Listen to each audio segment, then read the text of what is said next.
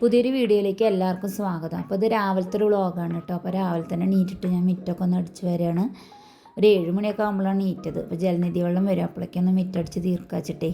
അപ്പോഴേക്കും അമ്മ കടലക്കറിയൊക്കെ വെക്കുന്നുണ്ട് അടുപ്പത്ത്. ഇന്നിപ്പോൾ ദോശയ്ക്ക് കടലക്കറിയാണ്. അപ്പോൾ അതിലേക്കുള്ള മസാലപ്പൊടിയൊക്കെ ഒന്ന് ചൂടാക്കി വെച്ചു. അപ്പോഴേക്കും ഞാൻ തേങ്ങയൊക്കെ ചിരകി കൊടുത്തു. അതൊക്കെ ഒന്ന് അരച്ചെടുക്കുകയാണ് കേട്ടോ. അടുക്കളയിൽ ഇപ്പോൾ എങ്ങനെയാണെന്ന് വെച്ചാൽ ഗ്യാസ് കഴിഞ്ഞു, അത് കാരണം ഒക്കെ അടുപ്പിലുണ്ടാക്കേണ്ട സ്ഥിതിയാണ്. മറ്റേത് ഞങ്ങൾ എന്തെങ്കിലും അത്യാവശ്യമൊക്കെ ഉണ്ടെങ്കിൽ കുറച്ചൊക്കെ ഗ്യാസ് ഉണ്ടാക്കാറുണ്ട് ഇവിടെ. അപ്പോഴേക്കും പിന്നെ ജലനിധി വെള്ളം വന്നു. അപ്പോൾ പിന്നെ ഞാനത് പിടിക്കുകയാണ്. കുറച്ച് ചെടികൾക്കൊന്ന് നനച്ച് കൊടുത്തിട്ട് അങ്ങനെ ടാങ്കിലിടാൻ വെച്ചിട്ടാണ്. വേനൽക്കാലമായതുകൊണ്ട് പിന്നെ വെള്ളം കുറേശ്ശേ വരുന്നുള്ളൂ. പിന്നെ കുറച്ച് വെള്ളം കുടിക്കാൻ കൊണ്ടുവരേണ്ട ആവശ്യമുണ്ടായിരുന്നു, അതൊക്കെ കൊണ്ടുവന്ന് വെച്ചു. അപ്പോഴേക്കും പിന്നെ ചായ ആയിട്ടുണ്ടായിരുന്നു. ഏട്ടൻ വന്നിട്ടുണ്ടായിരുന്നു കേട്ടോ. അപ്പോൾ ഞങ്ങളിങ്ങനെ ജസ്റ്റ് ഇങ്ങനെ ഒന്ന് തൊടി കൂടെ ഒക്കെ നടന്നതാണ്. വെണ്ണപ്പഴം ഉണ്ടായി നിൽക്കുന്നുണ്ടായിരുന്നു കേട്ടോ, മുട്ടപ്പഴം എന്നൊക്കെ പറയില്ലേ. പിന്നെ ചക്ക, ജസ്റ്റ് ഇങ്ങനെ തൊടി കൂടെ നടന്നതാണ്.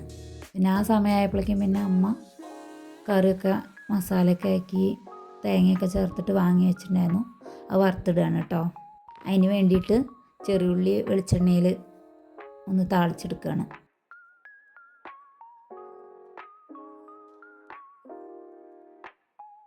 പിന്നെ ഓരോ ഭാഗത്തേക്ക് ഓരോ രീതിയിലല്ലേ കടലക്കറി ഉണ്ടാക്കുക. ഞങ്ങളിവിടെ തേങ്ങ അരച്ചിട്ടാണ് അധികം ഉണ്ടാക്കാറ് കേട്ടോ. കുറച്ച് ഇഞ്ചിയും വെളുത്തുള്ളിയൊക്കെ ഒന്ന് ചതച്ചിടും. പിന്നെ അതൊക്കെ ആയി കഴിഞ്ഞപ്പോഴേക്കും പിന്നെ അമ്മ ഉള്ളൊക്കെ ഒന്ന് അടിച്ച് വാരിയിടുകയാണ് കേട്ടോ. അടുക്കളയിൽ എങ്ങനെ വെച്ചപ്പോൾ ഗ്യാസ് കഴിഞ്ഞു, അത് കാരണം ഇപ്പോൾ കിട്ടത്തിരി താമസമാണെന്നാണ് വിളിച്ച് വെച്ചപ്പോൾ പറഞ്ഞത്.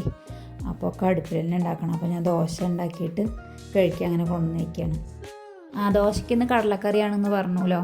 അപ്പോൾ നിങ്ങൾ ഉണ്ടാക്കാറുണ്ട് അങ്ങനെ ദോശയ്ക്ക് കടലക്കറി? നല്ല ടേസ്റ്റാണ് കേട്ടോ. സാമ്പാറിനേക്കാളൊക്കെ ദോശയ്ക്ക് കുറച്ചും കൂടി സ്വാദ് തോന്നുന്ന കടലക്കറി കൂട്ടി കഴിക്കുമ്പോഴാണ്. എനിക്ക് അങ്ങനെയാണ് കേട്ടോ തോന്നാറ്. പിന്നെ ഞങ്ങൾ ചമ്മന്തിയും ചട്നിയൊക്കെ ഉണ്ടാക്കാറുണ്ട്. കടല ഉണ്ടെന്നുണ്ടെങ്കിൽ അപ്പോൾ കടലക്കറി ഉണ്ടാക്കുക. കുട്ടികൾക്കായാലും അതാണ് ഇഷ്ടം. ഏട്ടൻ അങ്ങനെ ഭക്ഷണം കഴിക്കുകയാണ് കേട്ടോ. ഒരു 9 മണിയൊക്കെ ആവാറായി ഉണ്ടാവും സമയം. അപ്പോൾ 9 മണിക്ക് പോണിച്ചിട്ടാണ്.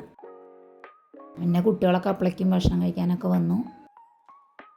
പിന്നെ അവരും ഞങ്ങളൊക്കെ കൂടിയിട്ടിരുന്ന് ഭക്ഷണമൊക്കെ കഴിച്ചു. അങ്ങനെ ഭക്ഷണമൊക്കെ കഴിക്കൽ കഴിഞ്ഞിട്ട് ഏട്ടൻ അങ്ങനെ പോവുകയാണ് കേട്ടോ. അപ്പോൾ ആ നേരത്തെ അമ്മ അടുപ്പത്ത് പിന്നെ ദോശയൊക്കെ വാങ്ങിയിട്ട് പിന്നെ ചോറിനുള്ള വെള്ളമൊക്കെ വെച്ചിട്ടുണ്ടായിരുന്നു.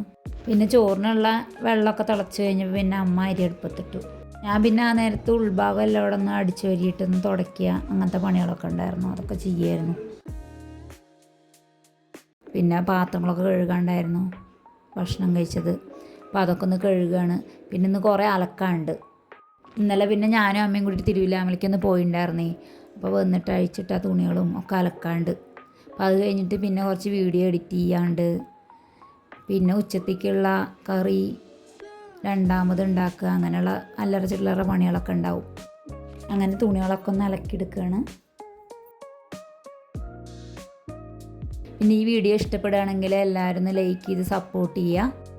പിന്നെ സബ്സ്ക്രൈബ് ചെയ്യാതെ ആരെങ്കിലും കാണുന്നുണ്ടെന്നുണ്ടെങ്കിൽ ഒന്ന് സബ്സ്ക്രൈബ് ചെയ്യൂ കേട്ടോ. അങ്ങനെ തുണികളൊക്കെ എല്ലാതും പിഴിഞ്ഞെടുത്തിട്ട് ബക്കറ്റിലാക്കിയിട്ട് കൊണ്ടുവച്ചു. ഇനി അതൊക്കെ ഒന്ന് അഴയിൽ ഉണക്കാടുകയാണ്.